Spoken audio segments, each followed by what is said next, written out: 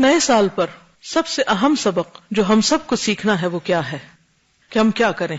فَلَا تَظْلِمُوا فِيهِنَّ أَنفُسَكُمْ، گناہوں سے بچیں، اپنی جان پر ظلم نہ کریں گناہ کر کے. اور اسی طرح کس سے بچیں؟ دوسروں کی بے حرمتی سے، دوسروں کو بے آبرو کرنے سے. یعنی کوئی ایسا کام نہ کریں کہ جو اللہ کی ناراضگی کا سبب بنے، یا بندوں کے دل توڑنے کا سبب بنے، یا بندوں کو ناراض کرنے کا سبب بنے، رشتوں کو توڑنے کا سبب بنے. اللہ کی نافرمانی کے کاموں میں عام طور پر کیا کام ہوتے ہیں؟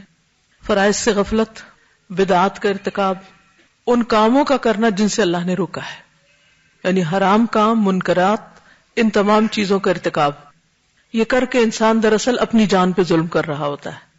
اسی طرح دوسروں کے ساتھ ظلم اور زیادتی، کسی کی غیبت، کسی کو تانا دینا، کسی کا مذاق اڑانا، کسی کو اپنے سے حقیر سمجھنا اور حقیر سمجھ کر اس سے معاملہ کرنا، اور اپنے آپ کو بڑی چیز سمجھنا کسی بھی اعتبار سے کہ میں بڑا عقل مند ہوں، بڑا صاحب علم ہوں، بہت سمجھدار ہوں.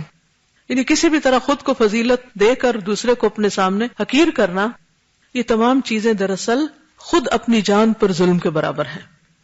ابن عباس سے روایت ہے کہ رسول اللہ صلی اللہ علیہ وسلم نے حجۃ الوداع کے موقع پہ فرمایا، تمہارا خون، تمہارا مال اور تمہاری عزت ایک دوسرے پر اسی طرح حرام ہے جس طرح تمہارے آج کے دن کی، اس شہر کی اور اس مہینے کی حرمت.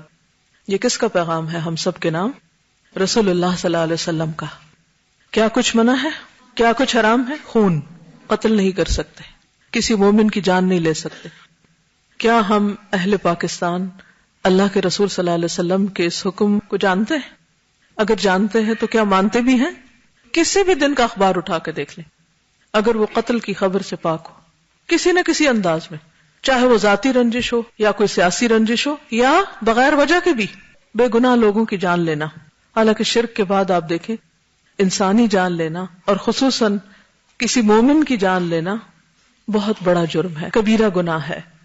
تمام دنیا کے زوال سے بڑھ کر ہے ایک مومن کی جان لینا.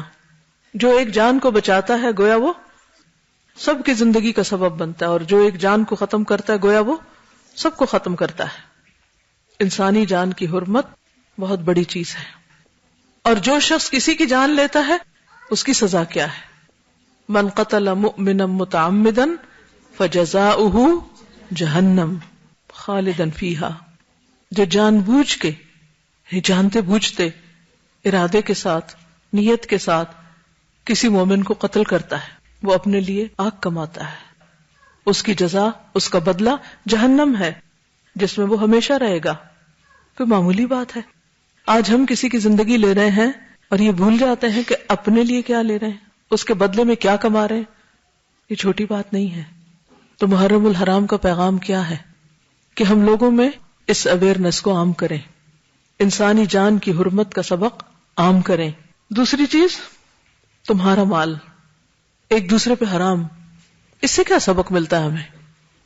کیا چیز بنا ہے؟ چوری، غصب، ڈاکہ، رہزنی، کسی کی اجازت کے بغیر اس کے مال پہ ہاتھ ڈالنا، اس کی رضامندی کے بغیر اس کی کوئی چیز ہتھیا لینا. ہو سکتا ہم یہ کہیں کہ ہم تو چوری نہیں کرتے، لیکن آپ نے دیکھا ہوگا کہ کس طرح بعض اوقات یتیموں کا مال ہڑپ کر لیا جاتا ہے، ان کی زمینوں پہ قبضہ کر لیا جاتا ہے. بعض اوقات لڑکیوں کے جہیز کو جو والدین کے گھر سے لاتی ہیں اس پہ قبضہ جما لیا جاتا ہے. بعض اوقات شوہر حق کے مہر ادا نہیں کرتے، حالانکہ وہ عورت کا حق ہوتا ہے، اس کو ہڑپ کر جاتے ہیں. اسی طرح چھوٹی چھوٹی چیزیں چرانا، کسی کے بیگ سے کچھ نکال لینا. آج آپ دیکھیں کہ کوئی کہیں اپنا بیگ رکھ کے ہے امن میں کہ جب میں واپس آؤں گا تو یہ اسی طرح ہوگا. پھر اسی طرح امانتوں میں خیانت، کہ کوئی آپ کے پاس کوئی چیز امانت رکھواتا ہے اور آپ اس میں سے اپنی مرضی سے تصرف شروع کر دیتے ہیں. کسی کا بھی مال، کسی کی بھی ملکیت کی چیز اس سے زبردستی ہتھیانا یا اجازت کے بغیر یا کسی طرح زور زبردستی جبر سے چوری کر کے یا سامنے سے لوٹ کے، یہ سب کچھ حرام ہے. کیا سزا ہے چوری کی؟ ہاتھ کاٹنا. اور رہزنی اور لوٹ مار کی سزا کیا ہے؟ مخالف سمت سے ہاتھ پاؤں کاٹنا. عبرتناک سزائیں ہیں. لیکن آج کتنے گھر محفوظ ہیں، کتنے لوگ محفوظ ہیں؟ اور یہ کون کر رہا ہے؟ کون کس کے در پہ ہے؟ مومن مومن کے. چوری کر کے بھی اپنے آپ کو پھر ایماندار کہتے ہیں. ایمان تو رہتا ہی نہیں اس وقت جب بندہ چوری کر رہا ہوتا ہے. اور اگر وہ توبہ نہیں کرتا تو سخت پکڑ ہے. اور توبہ کب ہوتی ہے؟ چوری کا سامان گھر میں رکھ کے. یعنی آپ چوری کی چیز اپنے پاس ہتھیائے رکھیں, چھپائے رکھیں, استعمال کریں, دوسرے کو نہ دیں اور کہیں میری توبہ, اب حج کر رہا ہوں گا تو توبہ ہو جائے گی میری. چور کی معافی کب ہوتی؟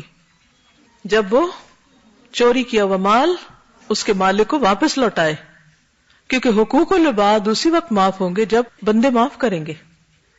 تیسری چیز جسے حرام قرار دیا گیا وہ کیا ہے؟ عزت. یہ کیسے پامال کی جاتی؟ کس کس طریقے سے؟ کیا کسی کی غیبت کرنا اس کی عزت پامال کرنا ہے؟ کسی کا مذاق اڑانا, کسی کو ذلیل کرنا, کسی بھی طرح کسی کی تحقیر کرنا؟ تو ہم سب کو اپنے ساتھ عہد کرنا ہے. کیا کہ ہم اپنی زبان, عمل اور رویے سے ہر ایسے کام سے بچیں گے جو دوسروں کے لیے اذیت اور تکلیف کا باعث بنے یا جس سے کسی کی دل آزاری ہو. ہمیں کسی کی دل آزاری نہیں کرنی. ہمیں کی بجائے بھی اگر آپ مجھے کہیں نا کہ مجھے کسی کی دل آزاری نہیں کرنی, کہیں بڑا بڑا لکھ کے سامنے لگا لیں, کیونکہ ہم ہر تھوڑی دیر کے بعد بھولے ہوئے ہوتے ہیں یہ سبق. تو ہر نئے سال میں ایک نئی عادت تو اختیار کرنی چاہیے نا, ایک غلط عادت تو چھوڑنی چاہیے اور اپنا محاسبہ خود کرنا چاہیے. پھر اسی طرح دیکھیے کہ عام لوگ تو عام لوگ, کیا ہم میں سے کسی کو یہ زیب دیتا ہے کہ وہ صحابہ کرام کے خلاف کوئی بات کرے؟ ہماری عزت بڑی ہے یا ان کی عزت؟ نبی صلی اللہ علیہ وسلم نے صحابہ کے بارے میں کیا فرمایا تھا؟ آپ نے فرمایا لا تسبوا اصحابی فلو ان احدکم انفق مثل احد ذهبا ما بلغ مد احدهم ولا نصیفہ. میرے صحابہ کو گالیاں مت دینا, ان کو برا بلا نہ کہنا. تم میں سے خواہ کوئی احد پہاڑ برابر بھی سونا خرچ کرے, کر سکتے ہیں, ہے ہی نہیں کچھ, کریں گے کیا, تو بھی وہ ان کے ایک مد یا آدھے مد کے برابر بھی نہیں پہنچ سکتا. انہوں نے اللہ کے راستے میں اللہ کی خاطر جو قربانیاں کی ہیں اور جس طرح مشکل وقت میں نبی صلی اللہ علیہ وسلم کا ساتھ دیا ہے, ان کی قربانیوں کا اجر اور صلہ اللہ کے ہاں اتنا بڑا ہے کہ تم میں سے اگر کوئی احد برابر بھی سونا خرچ کرے تو ان کے ایک سیر یا آدھ سیر کے برابر بھی نہیں پہنچ سکتے. ان کے کام پہاڑوں برابر, ان کے اجر پہاڑوں برابر. اور ہم کیا ہیں, ادھر کچھ کرتے ہیں ادھر ضائع کر کے رکھ دیتے ہیں, اور پھر ایسی ایسی باتیں صحابہ کے بارے میں کرتے ہیں اور بعضوں کا صرف سنی سنائی دیکھتے دیکھتے, اور پھر بھی ہم سمجھتے ہیں کہ ہم صاحب ایمان ہیں. کون تھے سالے تھے؟ والسابقون الاولون, وہ جنہوں نے سبقت کی, پہلے ایمان لے آئے, من المہاجرین والانصار, کچھ نے ہجرت کی اور کچھ انصار تھے.